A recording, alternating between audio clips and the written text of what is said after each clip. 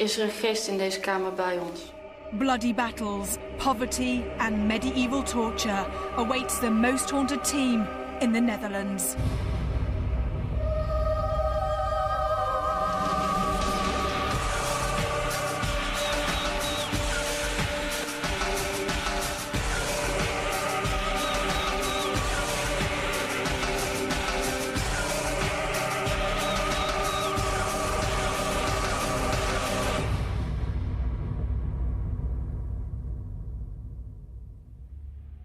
Hello and welcome to Most Haunted. This remote castle has been many things in its history. It's had its fair share of bloodshed and pain, and supposedly many ghosts roam here.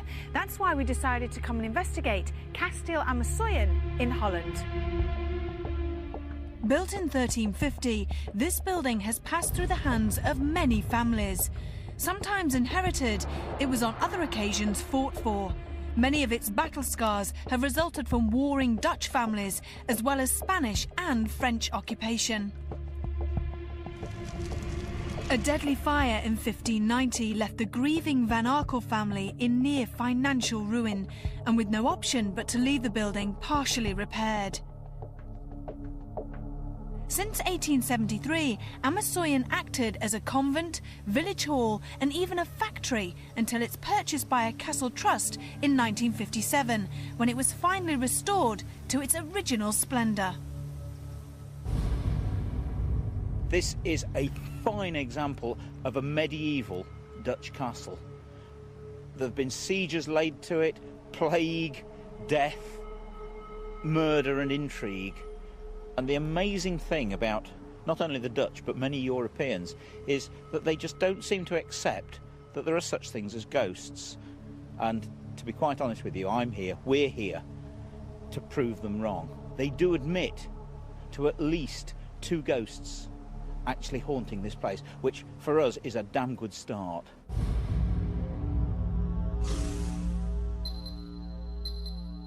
The sheer beauty of this castle hides its sheer terror, as many of its victims met their end down here. For the smallest crime, a person would be dropped through the hatch and into the cellar, where they would either be tortured or left on their own to die.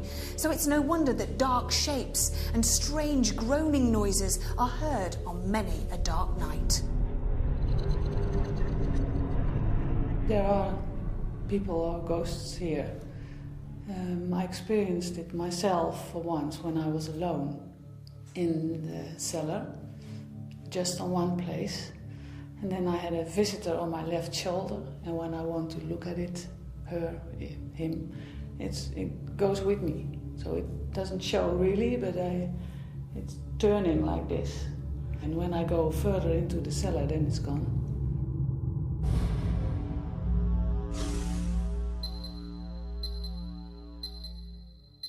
Since his death down here in the cellar, the ghost of a vicar has been seen floating across the floor many times. For some strange reason, in 1873, Arthur de Velmont, who owned the castle, gambled his property away to a Catholic priest, and it was taken over by the church. The place became a convent and had nuns in it until 1946. Whether there's a connection with the priest that haunts the place and either the nunnery or that gambling debt, nobody knows.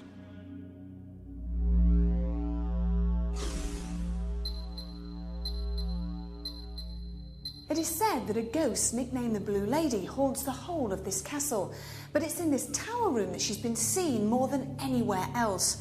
Her form has been seen by many people, and employees feel sick just standing in some of the rooms. The ex-manager, he always felt the presence of a blue lady in certain rooms of the castle. One night he slept in front of the fireplace here. When the whole area was evacuated, he didn't want to leave the castle. For all the days he was here, he felt that there was someone with him, and which was a very pleasant person. And he thinks that might be the lady in blue.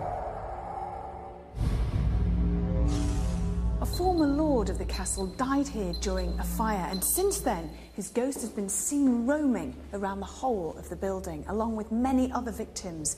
Strange feelings and dark shadows have also been witnessed along dimly lit corridors and rooms.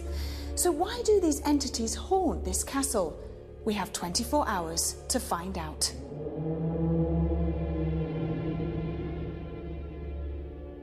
Parapsychologist Kieran O'Keefe has joined the rest of the Most Haunted team on our second investigation in the Netherlands. So Kieran, what are you expecting tonight in this particular castle? The eyewitness accounts in this castle have focused more on apparitions and a sense of presence. So hopefully, with all the cameras around, we will capture some sort of apparitional phenomena in the same way we're looking to get the team to report exactly the sort of feelings they're going through, both on the walkarounds and also in the vigils. Now, I've been doing a little bit of table tipping. It seems to be working incredibly well. Is there anything else that we can do, maybe tonight, maybe enhance already what we're doing? I think sceptics might argue that you could put in further controls to make sure that no sort of fraud is being committed. However, the way that you've conducted the table tipping so far, with ensuring that you have cameras on the floor so nobody's moving with their feet, is fine. In terms of taking it slightly further, a lot of groups reporting table phenomena have also reported knocks on the table. So perhaps in questioning, when you're sitting around the table, you could encourage the spirit to communicate via knocks, perhaps placing some objects from the castle on the table. So which out of the locations that you've already seen do you think that most people will be fearful in? I think most people will be fearful in the dungeon. That's certainly where a lot of people have had unusual experiences, and also, given its history, the association with death and torture, that suggestion is going to raise anxiety levels, and people are going to be quite frightened down there. As part of the investigation, Kieran will conduct several experiments to monitor for paranormal activity. Medium Derek Akora has also been invited to join us in the Netherlands, arriving at this remote location just before filming commenced. With all the crew eager to see what the night would bring, it was time for the Most Haunted team to investigate Kasteel, Ammersoyen.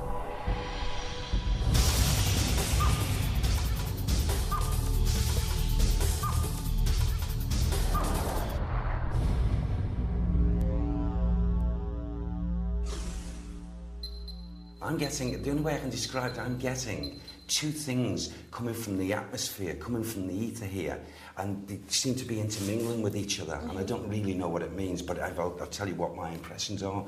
It seems as if I got, for some reason, a Spanish atmosphere or influence, and then it transports, for some reason, as crazy as it may sound, to like a French atmosphere.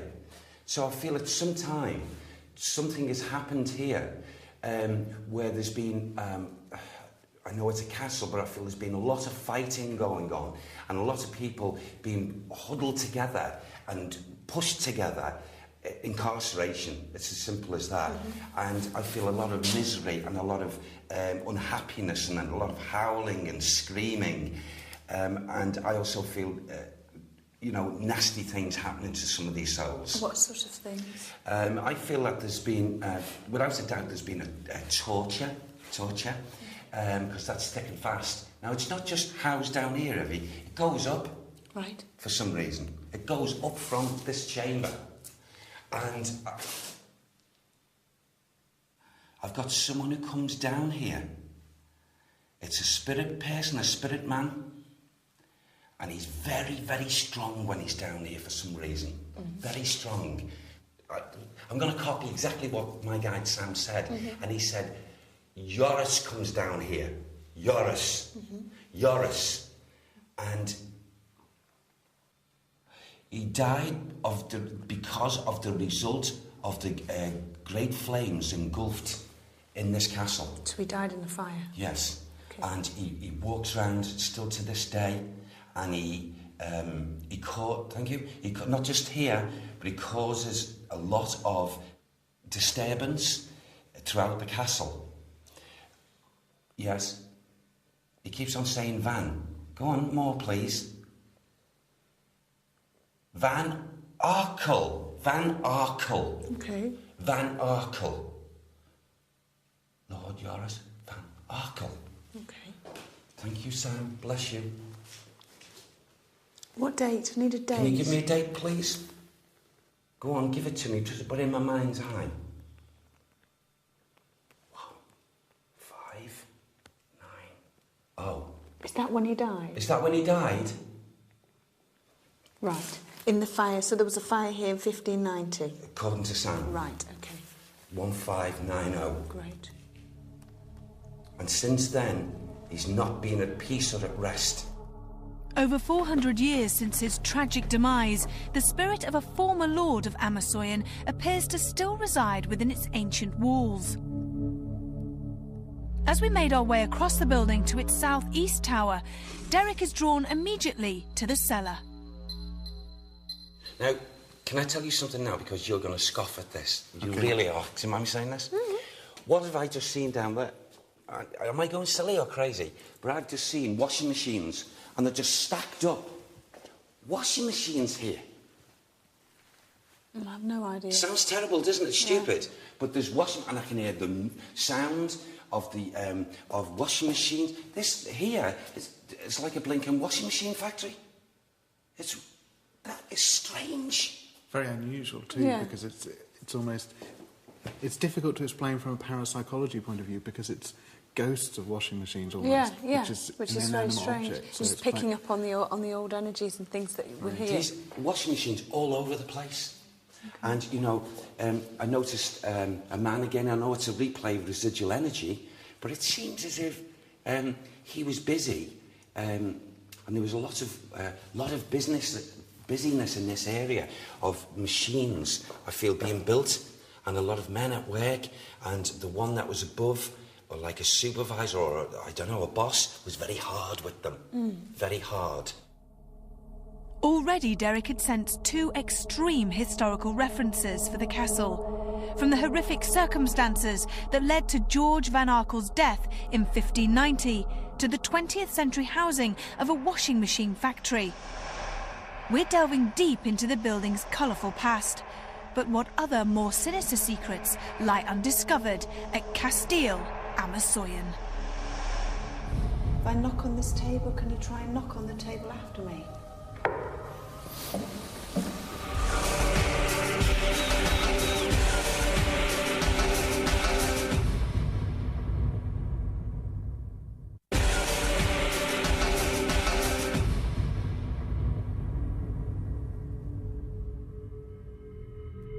So far, our second investigation in the Netherlands has revealed the possible spiritual energy of former landowner George Van Arkel, who died following a huge fire at the castle in the late 16th century.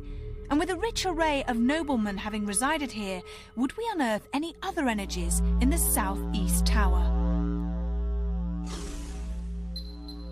Up on this level here, now since we've come up in here, I am aware, I thought it was the same man I talked about earlier on, the spirit man, and there's another one.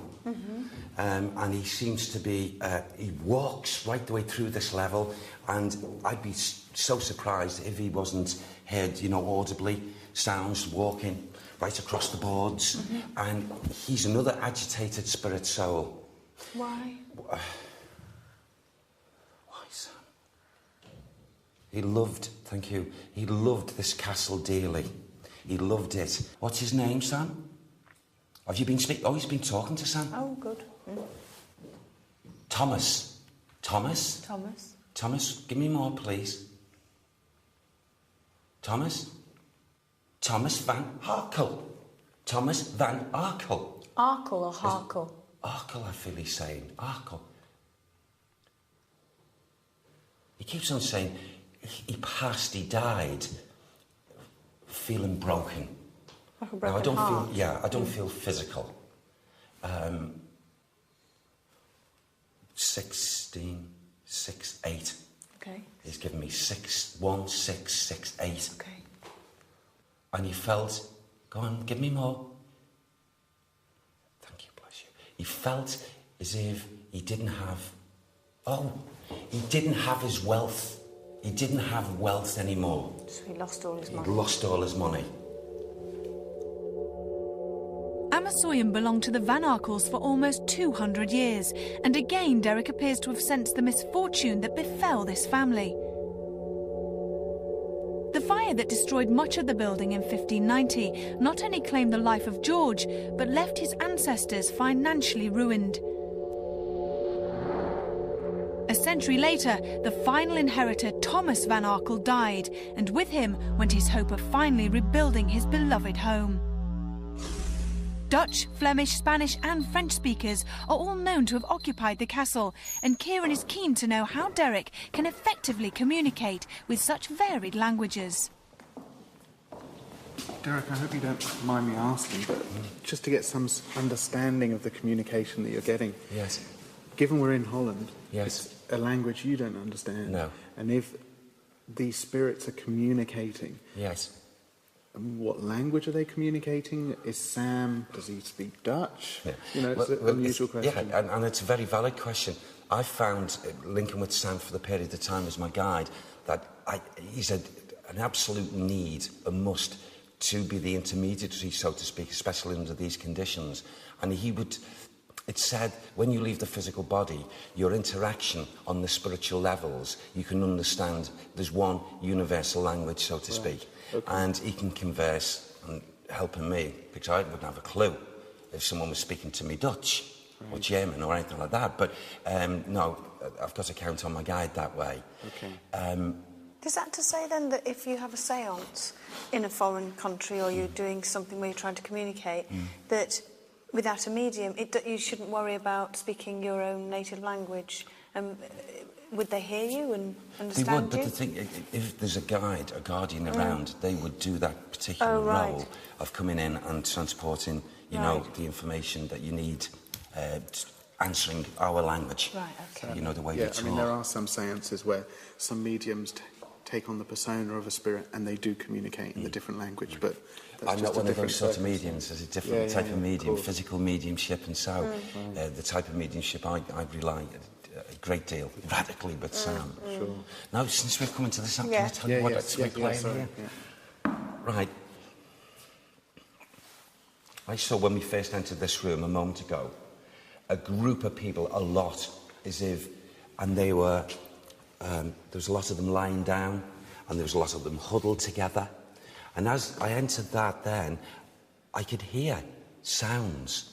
And I know it's a replay with the residual energy, as if I'm hearing, you know, all I can say is like, oh, above us, planes, bang, bang, and these people shaking and screaming and shouting.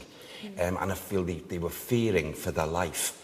And I feel that there was a lot of people from outside there all huddled in here for safety, for some kind of cover. And that was in this room?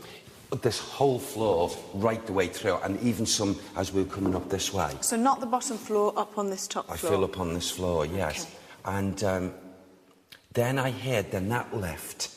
Then I got another bit of residual coming out, and I heard a man talking and addressing people.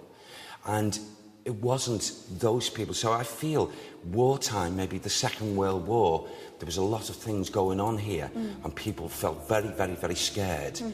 And they huddled in this big building, this castle. Earlier, Derek had felt the spiritual presence of George Van Arkel in the castle's dungeon tower. However, he felt that other energies may roam the ancient cellars nearby. With the lights turned off and our cameras switched to night vision, perhaps a less disruptive atmosphere will coax these spirits forward.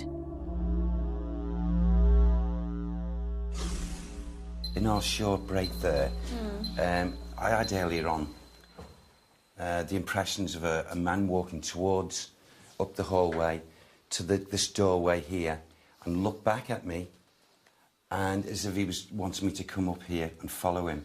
Since coming into the energy of this room now, the residual energy of this male, he most definitely is a priest, and I've been asking Sam, I've also been sending thoughts out to this priest, and I got a little bit of, since walking in here now, I feel most definitely that this man, this priest, I know we have many people of clergy, but this man is definitely a priest of Catholicism, a Catholic priest. And what keeps on striking me in front of me here is 1873, 74, 75, within that period of time.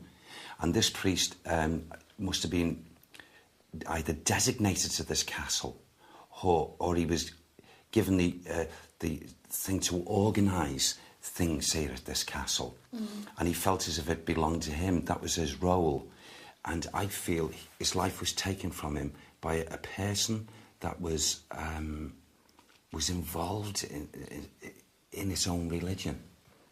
This priest, through the Catholic Church, was designated to organise the convent. The convent of the ladies, of the nuns. It was a woman. It was a woman that killed him. It was a woman that took his life. She was of importance. Maybe she was at the head of the order. Oh, wow, wow, wow.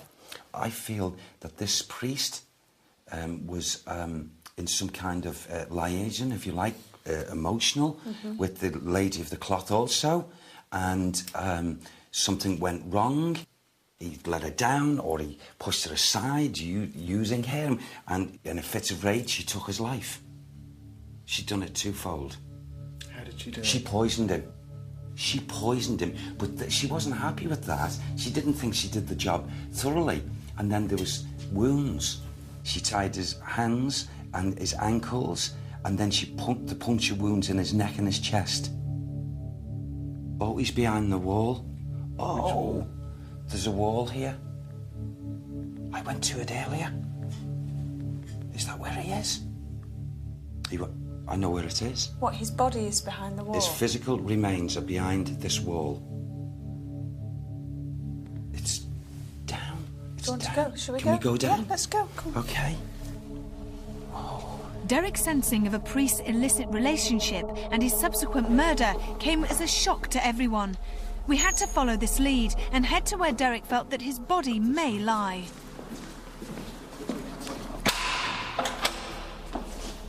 Yes, this is it. Put the torch on, Kim. In here. In there? Behind here somewhere. So his body is buried behind there? I'd feel it is, yes. Absolutely. Can you make a link again with him? Hold on. He was dragged, he was brought here into this area, and only when she knew that his life's flow had gone from him, that she had the surety that she could cover him up. You see, oh gosh, oh wow. He was not here for any length of time. And whilst he was here, he did these things with this head, the mother of the order. And in a rage, he told her he was going. His physical remains are on the other side, for definite. Down. The other side, but down. It keeps on flooding to my mind, forefront of my mind, that area of time, whether that's connected with this. 1875, 1876. Okay, so bless you, thank you. I feel as if this priest is going to give us a lot more here this evening. Okay. Maybe he's just going to try what he's just tried earlier. He's never done that before. Members of the castle staff were shocked to hear that human remains could lie within these very walls. It is known that some of the building's stairways were once bricked up, but if there was a deliberate act to hide a dark and sinister secret, then for now, that secret remained a mystery. But what other troubles would the night reveal to the most haunted team?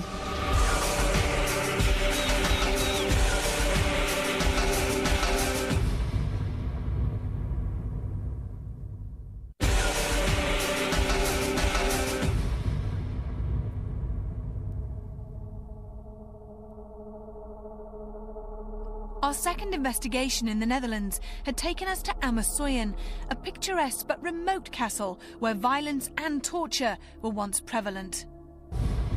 It was time to start the night vigils, so Kath, Tom and myself joined Kieran in the aptly named Dungeon Tower. Earlier in the evening, Kieran had placed a chair in front of the door so that no one else could enter the room, thus inadvertently disturbing the trigger objects that he had placed here. What were you doing there, just with the chair against the door? Yeah, but just making a note of the exact position of the 4 legs and the back of it.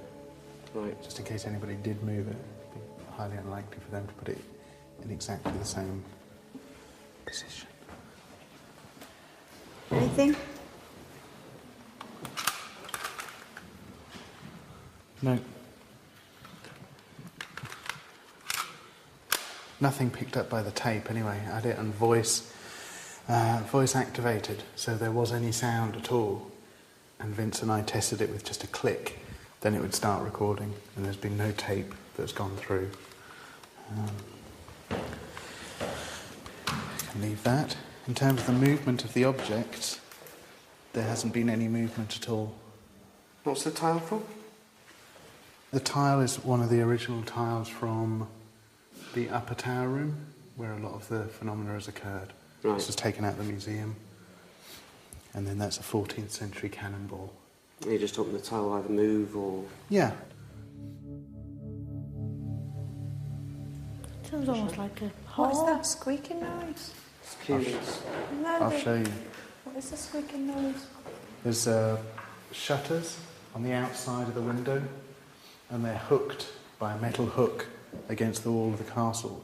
And any slight breeze makes the hook move up and down against the metal circle, and that creates that sound. Is there anybody here in this castle that can hear our voices and would like to try and talk to us? If you can, please can you try and make us know where you are? Please can you try and communicate with us in any way? Please come forward. Can you rap on a table in front of us? Can you make something move in this room? Can you make the temperature drop? Make yourself be known in any way so we can try and talk to you. There are 2 objects on the trapdoor. Can you make those move? Is there any spirit persons here in this castle that can hear my voice? Please use our energy. Please try and knock on the table.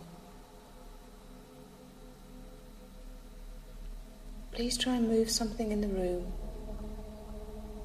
or knock on the table. Is anybody here? Is there anybody here in this room with us now?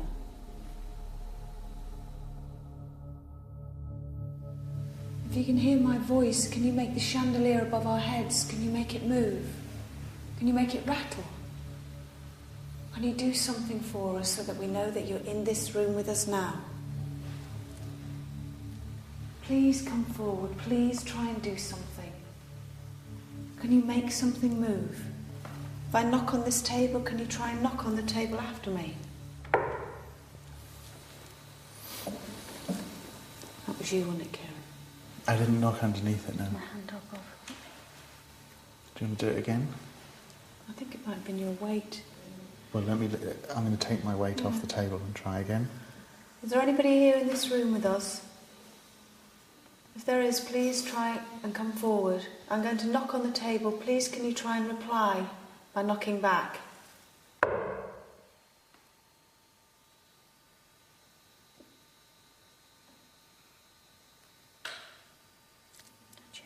Please try harder. Please try. Knock on the table if you can see us or hear us. Are there any spirit people here in the room with us now? If there is, please come forward and try so hard.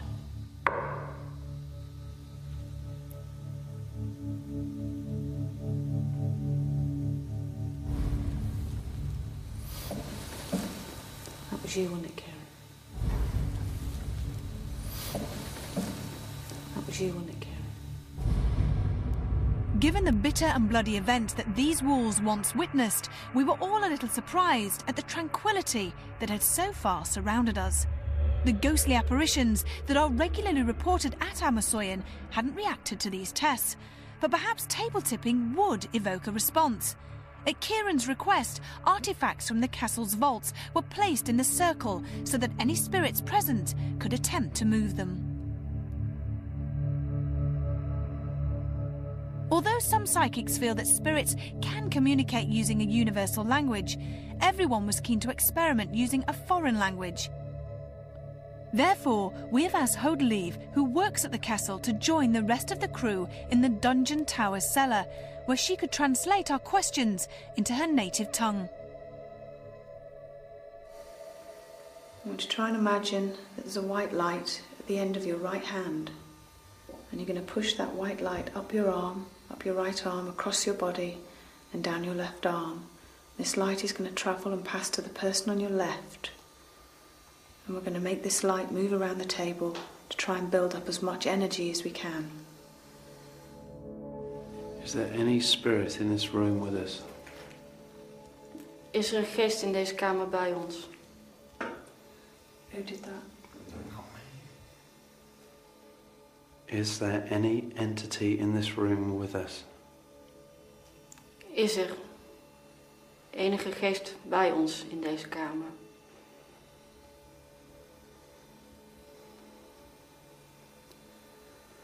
I can feel a slight movement, but I don't know if it's me. Can anybody else? No, I can't put my finger.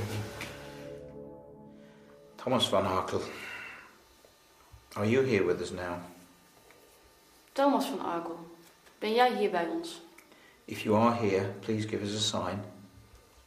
Als je hier bent, geef ons dan alsjeblieft een teken. Move the table.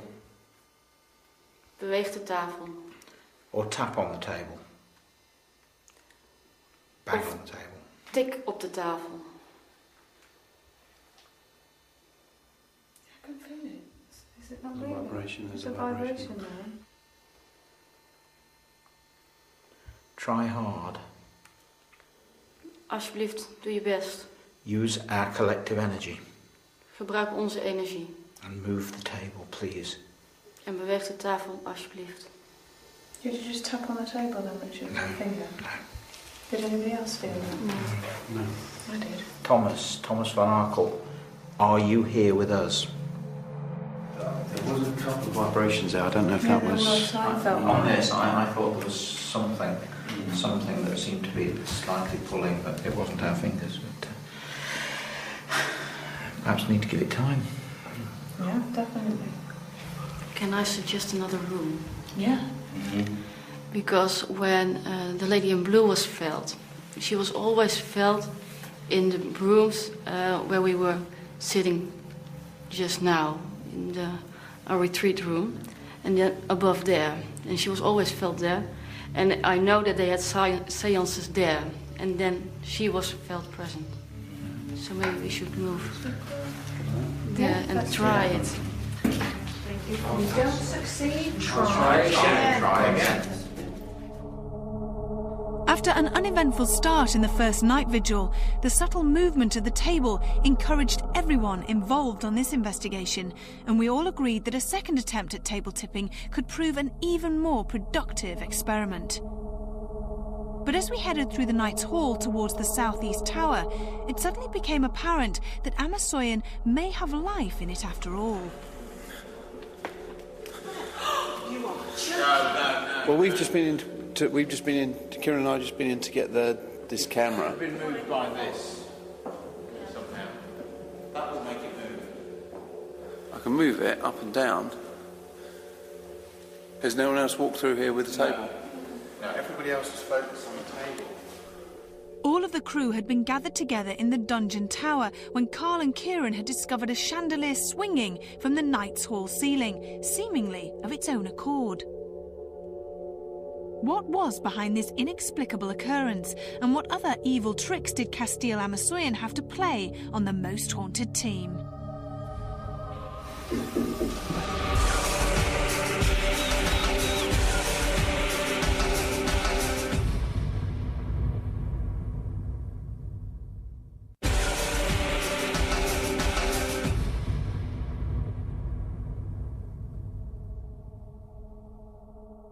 castle's southeast tower has long been the scene of ghostly apparitions. As well as the image of the priest that Derek sensed earlier, a blue lady is regularly seen roaming here. But as yet, we have failed to establish her identity.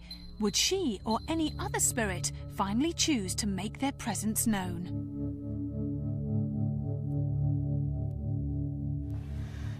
Whoever haunts this building, whatever spirit is here with us, please make contact with us. Please do so by moving this table. Wie hier is, wie hier in het kasteel dwaalt, maak alsjeblieft contact met ons door deze tafel te laten bewegen. Alsjeblieft.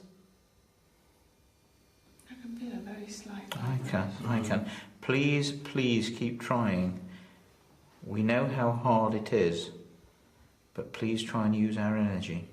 Try and move the table. Use our energy. Whoever you are, please make contact with us. Thomas van Arkel, is it you? It's starting. I can feel it. Whoever you are, please don't give up on us. Please continue. Please try harder. If there's anybody here, please move the table. Please try hard. You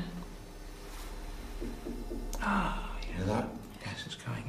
Please try harder. Please move the table. Please try harder. Come closer. Come on. Come closer to us.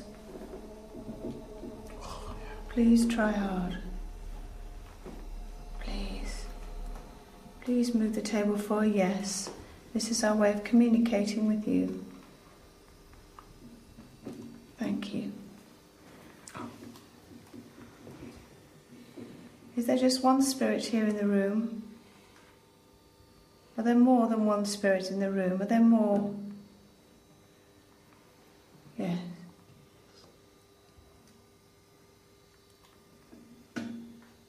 Cool. Can you see us? Can you see us? Are you around us? Do you want to talk to us? If your answer is yes, please move the table. Please use our energy. Come forward. Come forward. Come closer. Please move the table. Please move it harder so we know it's you. Please push the table more. Use our energy. Come on, please.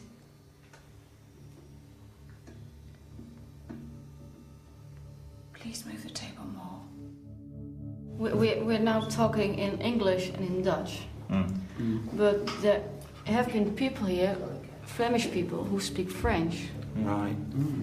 So, would it make any difference if we speak to them in French? Try. Is anybody here?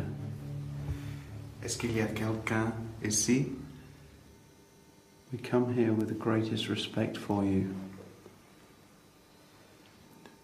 Nous sommes ici avec le meilleur. There's someone close by right now. Come in, Dylan. Circle. Did you hear that? Yes. Yeah. Qui êtes-vous? Who are you?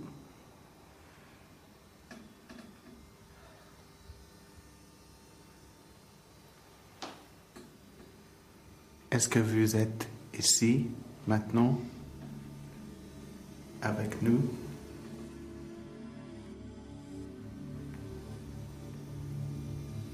That's weird. She's gone. It started to develop, and it was gathering momentum, and it's just ceased a bit. Was that tapping? Was it tapping or was it a table moving that made it It's a table noise? moving and creaking. You hear that? Yes, it's going. You hear that? Yes, it's going. How did it feel? Not as strong, is it? No, it's not as strong as we've experienced. Try as we might, we had still only encountered minimal responses from 2 separate attempts at table tipping. One final effort was required, so Kath, Kerry and Rachel stepped forward to volunteer for lone vigils. With Kath in the Knight's Hall and Kerry settled in the dungeon tower, Rachel made her way to the marriage hall. Is anyone here in this room with me? If you're here in this room, please, please, could you do something for me? Show me a sign. Make a noise. Say hello. If there's anybody there and you want me to leave, can you bang once? If you want me to stay, can you bang twice?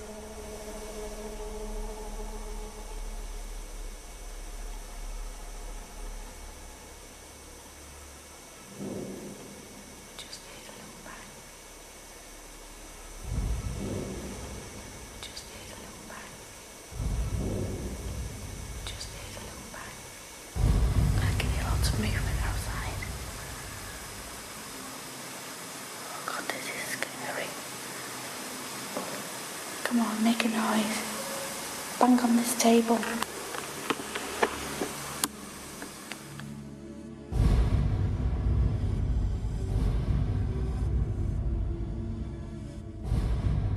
Despite everyone's best efforts, our second investigation in the Netherlands had yielded only a few events. Having witnessed the pronounced swinging of a large chandelier in the Knight's Hall, we set up a camera to monitor this empty area throughout the remainder of the investigation. But no other phenomena was recorded. Despite Richard, Derek and Rachel hearing this noise in the dungeon tower, and a tiny amount of movement from the table, we were all left extremely frustrated. If the spirits of the priest, the Blue Lady and the tragic Van Arkel family do still reside here, then for now they refuse to fully acknowledge our attempts to contact them. Well, it's early hours of the morning, people are waking up, and the end of a fascinating 24 hours at Castle Ammersoyen. We spent a lot of time searching for ghosts, and it was extremely atmospheric. There's some super buildings, some super places, lots of very spooky rooms and staircases. Am I going silly or crazy? But I've just seen washing machines, and they're just stacked up. Washing machines here. In last night's investigation, Derek came up with one particular fact that was of interest to me as a parapsychologist. He claimed that he was seeing lots of washing machines in one of the rooms. Now, in my experience, mediums normally come up with impressions of people. If those people are holding objects, they'll also see the objects. But I've never heard of a case where mediums get impressions from inanimate objects, things with no life at all. Come closer. Come on, come on. Come closer to us. Please try hard. Please. Table tilting didn't work. It moved a little. But again, it just shows that these things work in certain places and not in others. Generally, last night's investigation revealed very, very little of a paranormal nature. In fact, one witness commented on the fact that ghosts were an English phenomena and not a Dutch one. This may have gone some way to explain why no phenomena was caught on camera or why none of the team experienced anything paranormal. Maybe there just aren't ghosts in Holland. Or, which I find more interesting, perhaps there's less suggestion going on in these haunted locations. People aren't aware so much of stories, of accounts of previous phenomena, and this doesn't raise the level of anxiety or fear that contributes to people experiencing something in haunted locations. Castle Ammersoyen, to me, was not the most haunted place we've ever been to, but it was a fascinating place, thoroughly enjoyed it, and, I don't know, perhaps the ghosts were out for the night. Kasteel Ammersoyen had promised so much, but despite our best endeavours, had delivered so little. For now, its spirits remain silent. Until next time, sleep tight.